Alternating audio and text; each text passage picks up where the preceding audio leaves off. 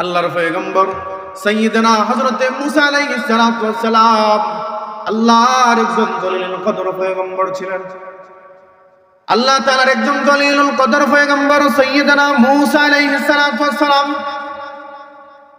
যাকে মুসা কালিমুল্লাহ বলা হয়।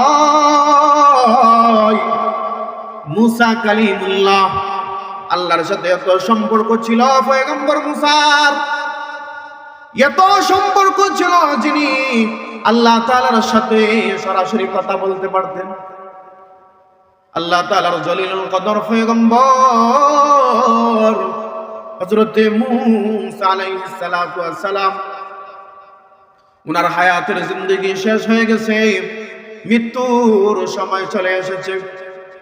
মৃত্যুর সময় মালাকুল মউত আজরাইলকে আল্লাহ পাক রব্বুল আলামিন পয়গম্বর সুলাইমান আলাইহিস সালাতু ওয়াস সালামের কাছে পাঠিয়ে দিলেন।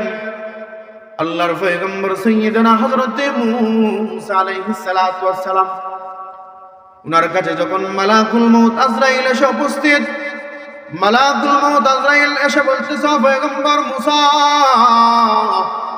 আপনার হায়াতের জিন্দেগি শেষ হয়ে গেছে, আপনি এই পৃথিবীর জমিন থেকে চলে যেতে হবে গো পয়গম্বর মুসা, আপনার হায়াতের জিন্দেগি শেষ হয়ে গেছে, আপনাকে আর জমিনের মধ্যে দেখা যাবে না। এই কথা শোনার সাথে সাথে পয়গম্বর মুসা মালাকুল মউত আজরাইলকে একটা চড় দিয়া দিলেন। বলেন না সুবহানাল্লাহ। মালাকুল মউত আজরাইলকে এমন এক থাপ্পড় দিলেন,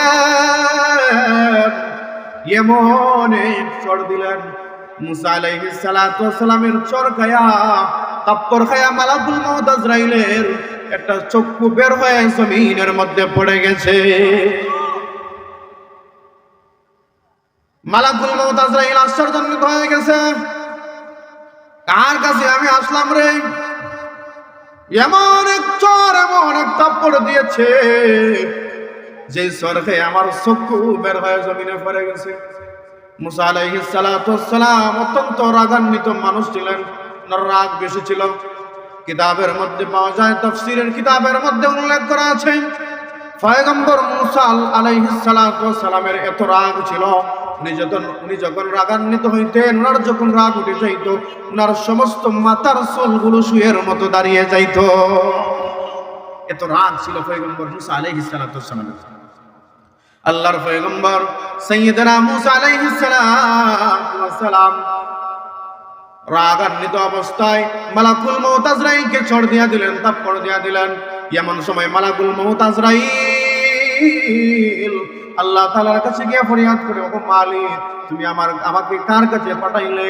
যেই মানুষ, যেই পয়গম্বর আমাকে চড় দিয়া দিয়েছে, থাপ্পড় দিয়া দিয়েছে, ও পয়গম্বর আল্লাহ, আমি কিভাবে ওই ব্যক্তির রূহ কবজ করব?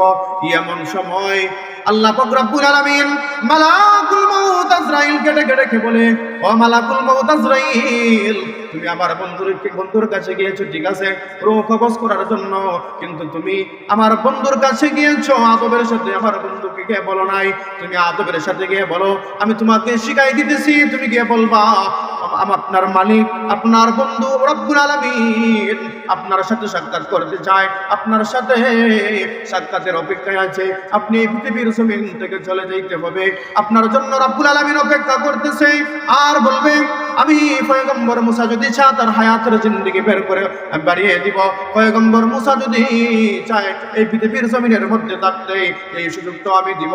তুমি পয়গম্বর মুসাকে গিয়ে বলবা, সেজন্য একটা পশুর উপরে হাত রাখে, হাত রাখার পরে, পশুর উপরে হাত রাখার পরে যতগুলো লুম এই মুসা আলাইহিস সালাতু ওয়াস সালামের হাতের নিচে পড়বে, এক একটা লুমের বিনিময়ে এক এক বছর হায়াতের জিন্দেগি করে দেওয়া হবে। আমি পয়গম্বর মুসাকে সেই রকম হায়াতের জিন্দেগি নির্ধারণ করে দিব। এই অপশন তুমি পয়গম্বর মুসাকে দিয়ে দিবা।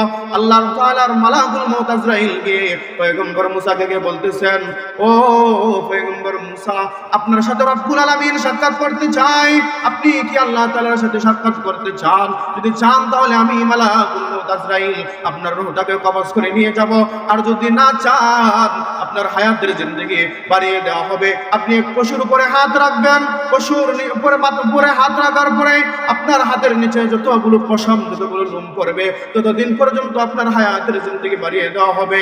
হযরত সাইয়্যিদনা মুসা আলাইহিস সালাতু ওয়াস সালাম বলতেছেন, ও মালাকুল মউত আজরাইল, তাহলে কি এই রকম হায়াতের জিন্দেগি বানিয়ে দেওয়ার পরেও কি আমাকে এই পৃথিবীর জমিন থেকে চলে যেতে হবে? আল্লাহ তাআলার মালাকুল মউত আজরাইল বলতেছেন, হ্যাঁ হ্যাঁ, একদিন আপনাকে এই পৃথিবীর জমিন থেকে চলে যেতে হবে। এই কথা বলার সাথে সাথে হযরতে মুসা আলাইহিস সালাতু ওয়াস সালাম বলেন, তাহলে আমি এই পৃথিবীর জমিনের মধ্যে থাকতে চাই না, তুমি আমার রূহ কবজ করে নাও, আমি আল্লাহ তাআলার সাথে সাক্ষাৎ করতে চাই। এই পৃথিবীর মধ্যে কত দাপটশালী, কত ক্ষমতাশীল মানুষ ছিল, আজ এই পৃথিবীর জমিন থেকে চলে গেছে, আমাদেরকে এই পৃথিবীর জমিন থেকে চলে যাবে। হ্যাঁ, আমাদের দাওয়াতি মেহমান উপস্থিত, সাহেবজাদা বারাখালী মুফতি মাসুদুর রহমান শরফি সাহেব উপস্থিত, আমার অত্যন্ত মহব্বতের মানুষ হযরত উপস্থিত হয়ে গেছেন, গুরুত্বপূর্ণ আলোচনা পেশ করবেন। আপনারা যারা রাস্তাঘাটে দোকান পড়ে চায়ের দোকানে বসে অযথা সময় নষ্ট করতেছেন, মেহেরবানি করে এখানের মধ্যে চলে গেছেন, এই মাহফিলের মধ্যে চলে আসেন, গুরুত্বপূর্ণ আলোচনা পেশ করবেন। আল্লাহ তাআলা যেন আমরা যা কিছু আলোচনা করছি এগুলোর উপর আমল করার তৌফিক দান করেন। সবাই বলেন আমিন।